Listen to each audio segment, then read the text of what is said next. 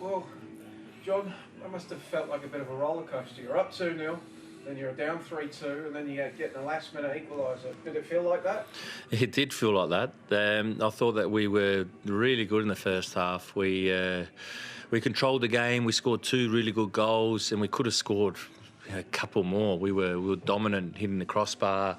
Their keeper making some good saves. I thought Lachie Wales was causing him a load of problems on the right. And then poor Coda goes down injured. We believe he's done his ACL, which is really unfortunate. And it takes away a little bit of, we're building up on that side really well, and then we had to put Connor O'Toole there, and Connor O'Toole, as we know, is very left-footed, and he did his best. In the end, he got a good goal for us, but it slowed down our build-up on that side.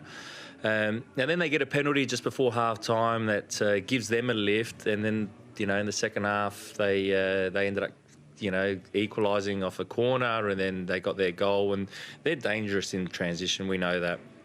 They got so many good players going forward, and we struggled a little bit. We lost our way a little bit, but credit to the boys. Also great for the younger players to come in and experience that and give us a lift, give us energy. And when we got our equaliser, which we deserved something out of that game. To be fair, we should have won the game at half-time. Talking there about good first half, they get a goal, they start running over the top of you. That sounds a lot like the game at Cooper's a few weeks ago. Yeah. But this time around, you were able to rally back and get a last-minute equaliser. What changed in the intervening period? I think that we just kept on saying to the players that we will create chances, we will get our opportunities, and just to keep believing, try and stay positive, then... And they did that. And, just before that, Jake and Najoski had a good shot, good opening. And then Ben Garucha had that opening maybe, and another day just lays it off to Lachie, and Lachie gets a tap in. So they kept on going and kept on knowing that they were going to get their chances. And we had young Ollie Laval and Najoski in the box, and even I think that maybe Abel was in the box as well when the cross came in, and that's what led to Connor being so free. So we were getting bodies in the box, and that was the big difference, I think, to get that equaliser. So, the boys didn't drop their heads, they kept going and kept on trying. Whilst it's great that you were able to come back, I can't imagine you as a coach are happy to ship 3 goals after taking a 2-0 lead. No. What happened there? And look, a team like Adelaide, who on paper and even the stats, they create the most chances in the league. So you're going to have to be, really, really good to not allow them to have any chances. So they got a penalty that I'm not sure. I didn't see the replay properly, if it's a clear penalty or not. But I don't know. Anyway, we have none of those decisions gone our way this season, and that gives them a lift. But we still need to be a bit more resilient. We still need to show a bit more to keep them out and not get those chances. Then we conceded off a set piece. Too easy the first header. I still think that Stefan Mork's in an offside position, interfering in the eye line of Tommy, our goalkeeper. He probably wouldn't have saved it, but he's in front. So I don't know what the rule is, because Roos got picked up for offside the week before. So these are the inconsistencies. So handball today, but not handball the other day for us. And that's frustrating. It really is. It really is frustrating, because they didn't even look at it. So, they rub off a goal from Riku Denzaki last week for Michael Roos, who wasn't in the eye line of the goalkeeper, whereas today he's clearly in the eye line. But anyway, we move forward. Talk about resilience. On some level, resilience is inherent to an individual, but it is something that can be taught as well. You've mentioned all the young players you've got out there that you've been throwing out for most of the second half of this season now. Do you feel like that's an investment in their resilience and their intangible qualities that will reap benefits for you next season and the season after that? Yeah, definitely will. Definitely will. That's, we knew that this season we're going to have to rely a lot on our younger players. We had a big real transition in our squad in terms of our experience and our age, and from the majority of the players that won the title, they were getting to the end of their career. So we've got a lot of young players, and they'll benefit from this season. I know it hasn't been the season that we would have wanted in terms of results. Performances have been good most of the season, and now it's trying to find ways to. I spoke about the Mariners the other day, how they won the game when they're not really at their best. And tonight in the second half, we weren't at our best, but we found a way to get back in. So that's already a good step for our younger boys and for our squad. So we'll be better for it next season. It's very easy to forget that you can't play finals, because obviously you come off a loss, you start the better, you finish the better, despite scrambling a lead.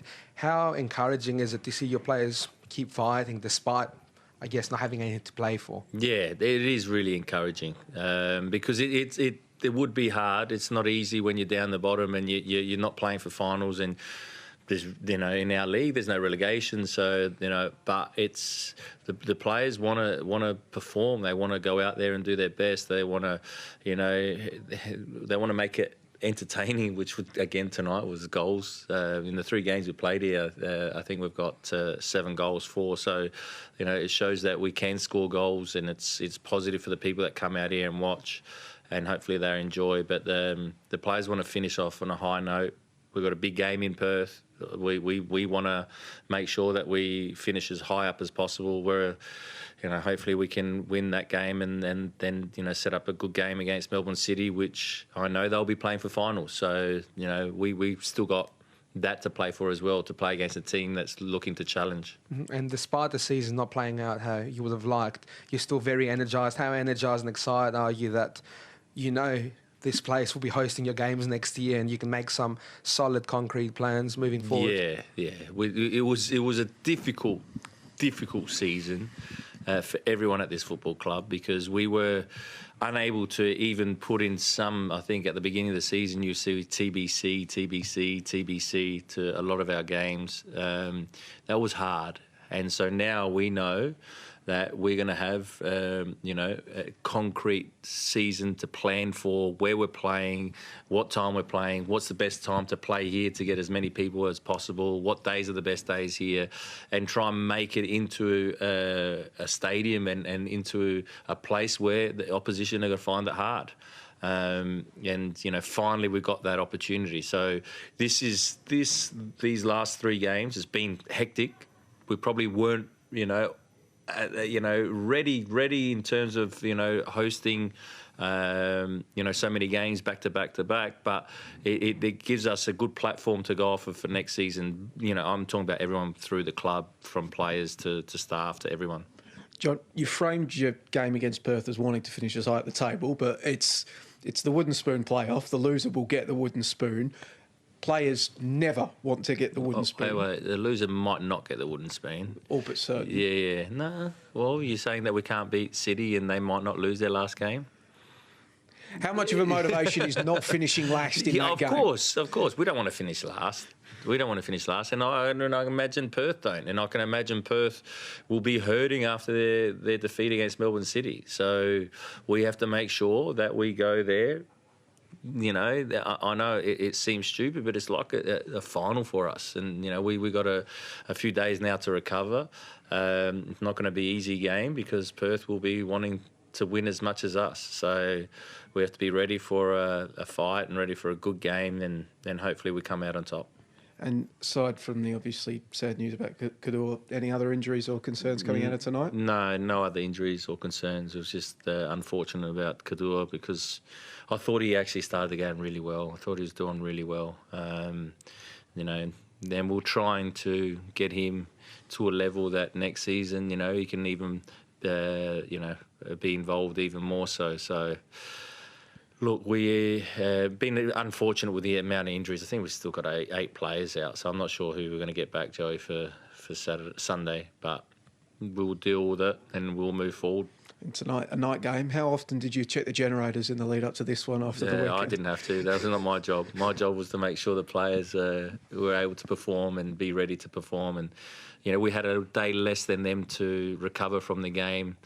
on over the weekend. They played Friday. I think we played Saturday. So, we were just preparing the players as best as possible, and we put the trust into the people that were going to make sure the lights stayed on, and they did, which was good. And you know what? It's great playing here at night. The ball speed was quick.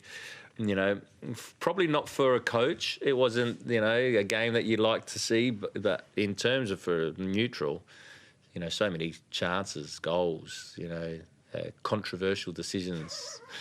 We had everything. Awesome. Thanks. Thank you very much.